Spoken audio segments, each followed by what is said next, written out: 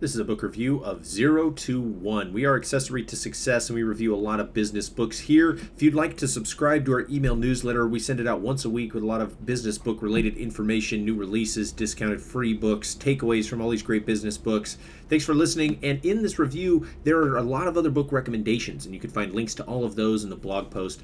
Now let's move on to the main takeaway from this great book. 0 to 1 is a spectacular book for entrepreneurs, solopreneurs, intrapreneurs, and all others in business. No matter whether you're involved in an established business that is growing or a startup that is merely off the ground.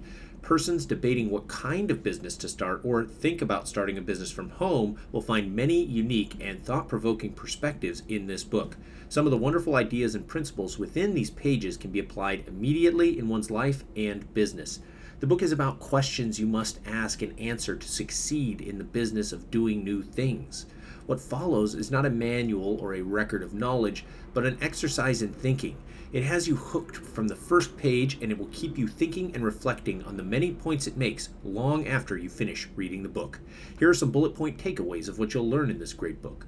Going from nothing to something, i.e. 0 to 1. Importance of growing vertically, doing new things, as against growing horizontally, copying things that work. Importance of sales and an effective sales strategy. Importance of establishing a monopolistic dominance, innovative always. Shun competition as it limits innovation and profits. The power of being a visionary. Power law behind venture capitalism. And the 7 important questions to success. Here's the main summary. Billionaire author Peter Thiel knows what it takes to succeed. Those salespeople have a romantic reputation and are oftentimes dismissed by tech-savvy or operations people. Peter knows just how important sales are to the success of any company. He dedicates an entire section of his book to the topic. As a business owner, it is important to have a plan to sell your product. If your startup relies on cold calling and that's it, you need to be thinking about how to create a flow that leverages the power of the internet. Having a lead acquisition strategy in place is what will make your endeavor scalable. Acquiring customers is hard, and you need to address this problem by developing a systematic solution. For more on this, read the book Predictable Revenue. Advertising agencies are thriving out there because companies need help in advertising and selling products. Also, it is not just about direct response advertising. Marketing can also be done to enable subtle impressions that the sales team can leverage to drive sales later. Effective sales and marketing should work on the subtleties of the subconscious and conscious mind. When you run an effective sales and marketing campaign, it firmly establishes your brand in the mind of the consumers. With this insight, you feel more confident about spending money on sales, marketing, and advertising. You begin to understand this will eventually bring people to buy from you. For more on systematic team approaches to sales and marketing, read the book The Ultimate Sales Machine. This point is nailed home with a funny anecdote about how salesmen are hated, but how they are important to both the business and the consumer.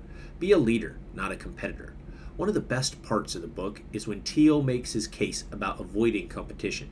Using restaurants as an example of this, he shares the specific way in which San Francisco restaurants cannibalize each other and are in a race to the bottom with lower and lower prices. Thiel urges the reader to establish monopolistic dominance, and his whole position is to avoid competition. Tweak your business or change your model to be a monopoly and not a competitor. Create a value that no other company is creating and then build strategies that capture that value. Keep innovating and think long term. For more on standing out like this, you can read Blue Ocean Strategy, Sticky Branding, and Switch. Peter Thiel, co-founder of PayPal in 1999, merged with Elon Musk, who was his competitor. He was witness to the dot-com boom and bust. Peter references all this in the book and shares his experience and valuable lessons learned, one of which was to be passionate visionary. Mark Zuckerberg had an offer for $1 billion to sell Facebook. He called a board meeting and said, "Okay guys, this meeting is just a formality. It should not take us more than 10 minutes. We are obviously not selling here." Having a well-guided vision for the company and where you want to go is very powerful. Changes and momentum take place over time, and without great vision, it is not going to happen. Something Jim Collins dubbed a BHAG, Big, Hairy, Audacious Goal, in his book, Built to Last. Peter also discusses the power law. Exponential equations describe unequal distributions.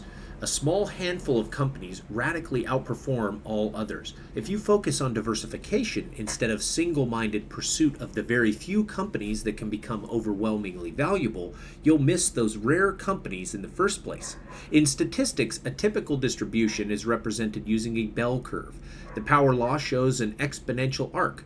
This massive return potential leads to his rule of venture capital investments. Only invest in companies that have the potential to return the value of the entire fund. For more on this, read the book Lost and Founder. From outside the venture capital world, this means invest in yourself. Choose a career or a business that has a monopolistic future scope and is defensible 10 or 20 years from now. The reason that tech companies like Uber or Twitter have valuations that are so high is because 80% of the valuation is coming from revenues 10 years in the future. This is only done if you have a defensible position. Every startup should start with a very small market. Always err on the side of starting small. The reason is simple. It is easier to dominate a small market than a large one. This is extremely sound advice from a man who has achieved a great deal in his life. He makes perfect examples of Amazon and eBay on how to start small and then scale up, how to grow onward from a single small niche. One might also read the book The One Thing to learn the scalability and power in focusing on one most important thing. Perhaps the most reflective part of the book is the questions that Peter developed to test the validity of an idea. These are 7 questions every business must answer to successfully gain clarity about goals and have worthwhile vision. 1. The engineering question. Can you create breakthrough technology instead of incremental improvements? 2. The timing question. Is now the right time to start your particular business? 3. The monopoly question. Are you starting with a big share of a small market? 4. The people question. Do you have the right team? 5. The distribution question. Do you have a way to not just create but deliver your product? 6. The durability question. Will your market position be defensible 10 or 20 years into the future? And 7. The secret question. Have you identified a unique opportunity that others don't see? About the author, Peter Thiel.